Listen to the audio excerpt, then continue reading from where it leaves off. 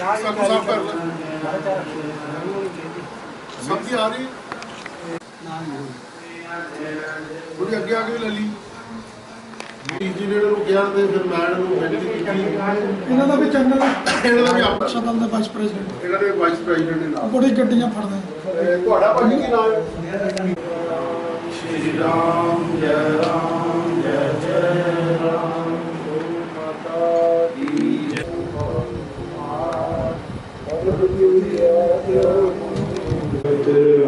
काज कर देखो प्रभु चित सुनय को दीन रूप धरि संसारे रामचंद्र जी के काल सुवार साथे संजीवन लखन जी श्री रघुवीर हनुमत बल जय जय जय पवन तनय संकट हर मंगल मूल कृष्णाशाय गोविंदाय नमो नमः।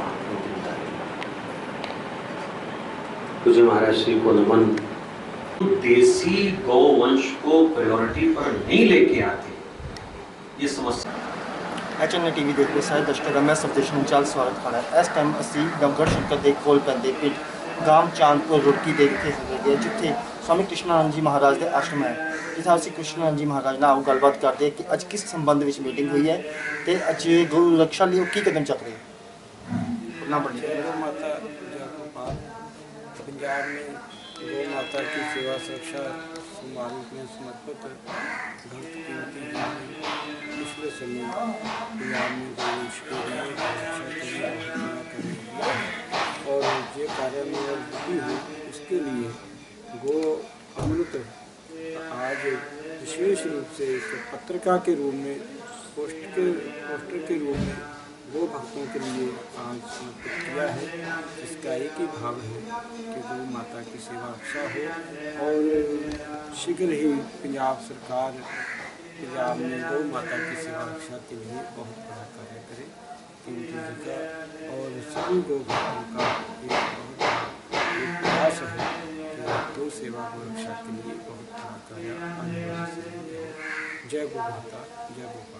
स्वामी जी, हम गौ रक्षा कैसे कर सकते हैं, लोगों को क्या अपील करना चाहेंगे आप? वर्तमान समय में जैसे कोरोना जैसी महाभयानक बीमारी से हमारा देश और सारा विश्व पीड़ित है। ठीक है, सरकारें व विश्व के अन्य सरकारें भी अपना कार्य कर रही हैं, पर हम अपने पूरे भारतीय संस्कृति का पक्ष लेकर कहेंगे कि सर्वदेवी गौ माता का जो पंचगव्य है वो सर्व रोग नाशक औषधि है। ऐसा हमारा साधु ग्रंथ है, महापुरुषों की वाणियाँ प्रमाण है। बड़ी से बड़ी भयानक बीमारियों का इलाज पंचगव्य गौ माता का दूध आदि है। इसलिए भारत सरकार और विश्व की सरकारें भी भारतीय नस्ल की देसी गौ माता के पंचगव्य के द्वारा कोरोना जैसी भयानक बीमारी से बचने के लिए उसका प्रयोग करें, उसका सेवन करें तो निश्चय ही ये भयानक बीमारी से भी बच सकते हैं। अमृत ਅਸੀਂ ਹੁਣ ਕਥਾਵਾਚਕ ਰਵਿੰਦਰ ਸ਼ਾਸਤਰੀ ਜੀ ਨਾਲ ਗੱਲ ਕਰਦੇ ਹਾਂ ਕਿ ਉਹਨਾਂ ਦਾ ਗੋ ਰक्षा ਉੱਤੇ ਕੀ ਕਹਿਣਾ ਹੈ ਤੇ ਅੱਜ ਜਿਹੜੀ ਮੀਟਿੰਗ ਉਸ ਸੰਬੰਧ ਵਿੱਚ ਆਪਾਂ ਗੋ ਰक्षा ਕਿੱਦਾਂ ਕਰ ਸਕਦੇ ਹਾਂ। सर्वप्रथम तो भक्त कीमती जी के द्वारा ये गौ अमृत अंक जो प्रकाशित हुआ है इसके लिए बहुत बहुत बधाई, शुभकामना। गौ भक्तों को बहुत महत्वपूर्ण जानकारी इस अंक के माध्यम से प्राप्त हो सकती है। पंजाब में आज तक क्या क्या हुआ, क्या क्या हो सकता है, सरकार क्या कर रही है और स्वयंसेवी संगठन क्या कर रहे हैं, ये सब जानकारी इस पत्रक के माध्यम से समाज को मिलेगी। तो बहुत उपयोगी ये पत्रक है। सब गौ भक्त इसको जरूर देखें, जरूर पढ़ें और इसका प्रचार प्रसार करें। और जहाँ तक गौ रक्षा का संबंध है, मेरा तो एक ही कहना है सारे समाज को कि सबसे पहले गाय के प्रति अपने संबंध को सारा समाज महसूस करे, क्योंकि जहाँ संबंध होता है वहाँ स्नेह जो है वो सहज होने लग जाता है। तो गाय अध्यात्म रूप से, पारिवारिक रूप से, सामाजिक रूप से, आर्थिक रूप से, हर प्रकार से हमारे लिए हितैषी है। और गाय से संबंध जोड़ करके ही हमारा सर्वांगीण विकास जो है हो सकता है।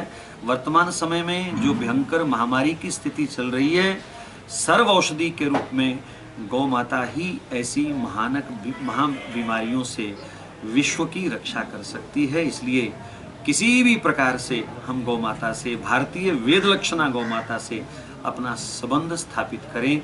यही प्रार्थना मैं पूरे भारत को, पूरे विश्व को करना चाहता हूँ। जय गौ माता। स्वामी जी, कोरोना प्रकोप पर लोग अभी कई लोग पालन नहीं कर रहे सोशल डिस्टेंस से, या और भी जो नियम है उस पर आप क्या कहना चाहेंगे? जनता को क्या अपील करना चाहेंगे?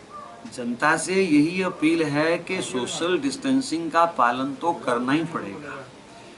जो समाज में रहने का विधान है, ऋषि मुनियों ने तो हजारों वर्ष पहले हमको जीने की कला दी हुई है, कैसे रहना है, ऐसे खाना है।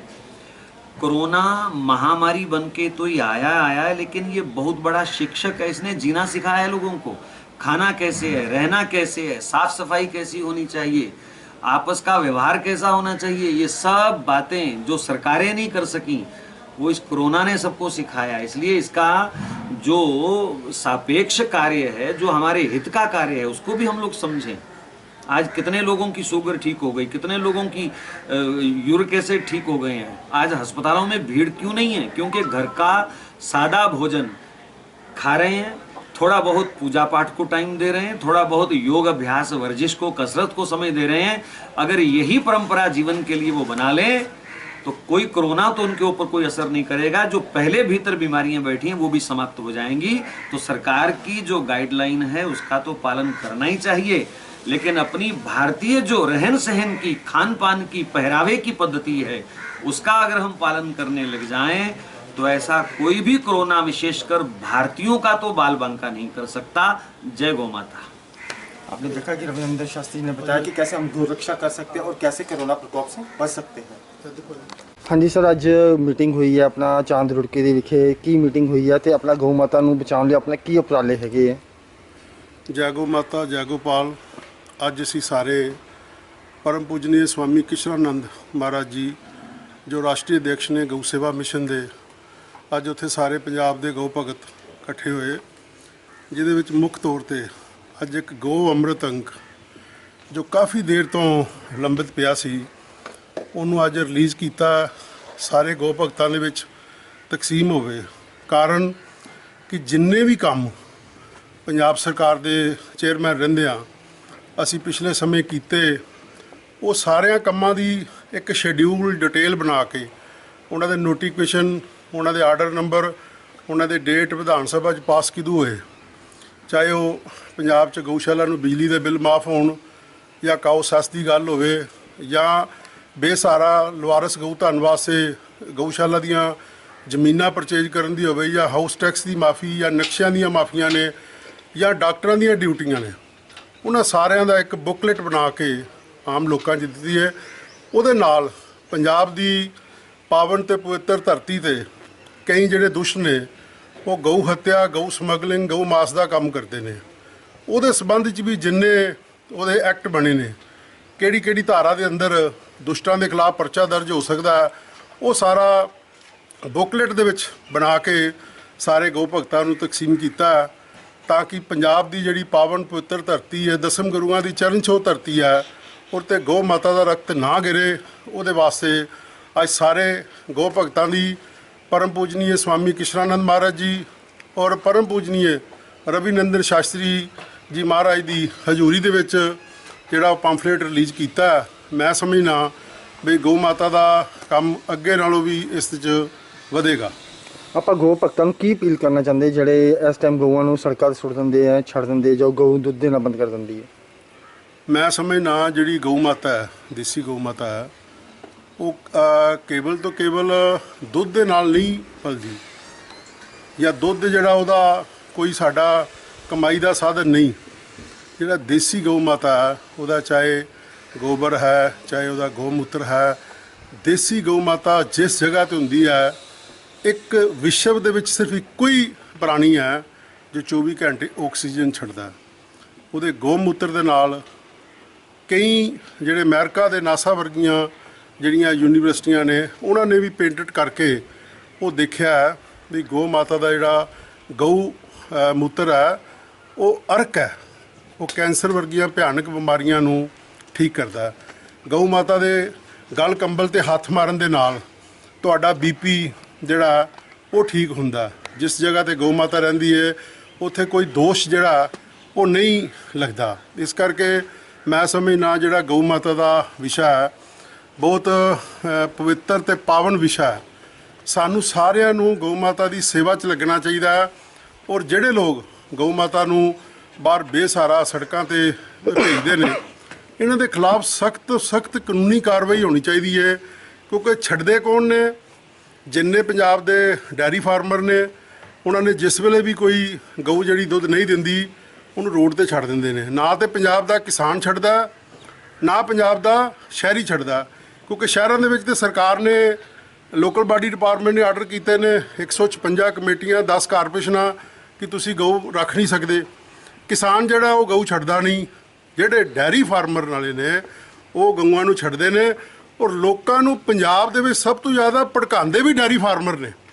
ਲੋਕਾਂ ਨੂੰ ਭੜਕਾਉਂਦੇ ਨੇ ਵੀ ਦੇਖੋ ਜੀ ਇਹ ਸੰਗਠਨ ਇਹ ਕਰ ਰਹੇ ਨੇ, ਗਲਤ ਕਰ ਰਹੇ ਨੇ ਸਾਡੇ ਨਾਲ। ਮੈਂ ਸਮਝਣਾ ਜਿਹੜੇ ਡੈਰੀ ਫਾਰਮ ਵਾਲੇ ਨੇ ਇਹਨਾਂ ਦੀਆਂ ਰਜਿਸਟ੍ਰੇਸ਼ਨ ਹੋਣੀ ਚਾਹੀਦੀ ਹੈ ਵੀ ਤੁਹਾਡੇ ਕੋਲ ਕਿੰਨਾ ਗਊ ਧਨ ਹੈ, ਕਿੰਨਾ ਵਿੱਚੋਂ ਮਤਲਬ ਕਿ ਤੁਸੀਂ ਛੱਡਿਆ ਬਾਹਰ।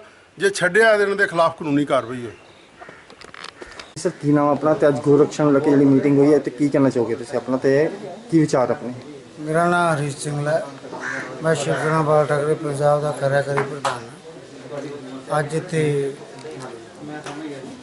ਸਵਾਮੀ ਕ੍ਰਿਸ਼ਨ ਜੀ ਦੀ ਅਗਵਾਈ ਦੇ ਵਿੱਚ ਇੱਕ ਬੈਠਕ ਹੋਈ ਜਿਸ ਦੇ ਵਿੱਚ ਸਾਬਕਾ ਚੇਅਰਮੈਨ ਕੀਮਤੀ ਭਗਤ ਜੀ, ਗਊ-ਰਕਸ਼ਾ ਦਲ ਦੇ ਰਾਸ਼ਟਰੀ ਪ੍ਰਧਾਨ ਸਤੀਸ਼ ਜੀ, ਰਘੁਨੰਦਨ ਸ਼ਾਸਤਰੀ ਜੀ, ਕਥਾਵਾਚਕ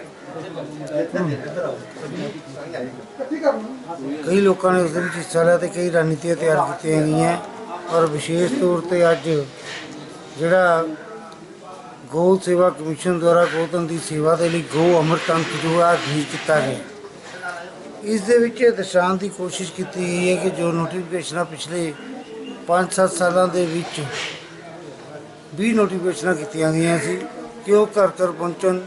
ਹਰ ਗਊ ਭਗਤ ਇਸ ਦੇ ਲਈ ਜਾਗਰੂਕ ਹੋਣਾ ਚਾਹੀਦਾ ਕਿ ਉਹਦੇ ਰਾਈਟਸ ਕੀ ਹੈ, ਉਹ ਗਊ ਦੀ ਰੱਖਿਆ ਕਿਵੇਂ ਕਰ ਸਕਦਾ ਹੈ, ਗਊ ਨੂੰ ਤਸਕਰਾਂ ਤੋਂ ਕਿਵੇਂ ਬਚਾਇਆ ਜਾ ਸਕਦਾ ਹੈ। ਇਸ ਦੇ ਵਿੱਚ ਅਸੀਂ ਸ਼ਿਵ ਸੈਨਾ ਵੱਲੋਂ ਵੀ ਪੂਰੀ ਕੋਸ਼ਿਸ਼ ਕਰਾਂਗੇ ਕਿ ਜੋ ਇਹ ਗਊ ਅੰਮ੍ਰਿਤ ਹੈ ਅੰਕ ਹੈ ਇਹ ਘਰ ਘਰ ਪਹੁੰਚਾਇਆ ਜਾਵੇ ਤਾਂ ਜੋ ਲੋਕ ਜਾਗਰੂਕ ਹੋ ਕੇ ਖੁਦ ਗਊ ਮਾਤਾ ਦੀ ਰੱਖਿਆ ਨੂੰ ਤੇ ਗਊ ਮਾਤਾ ਦੀ ਸਾਂਭ ਸੰਭਾਲ ਕਰਨ ਲਈ ਅੱਗੇ ਆਉਣ।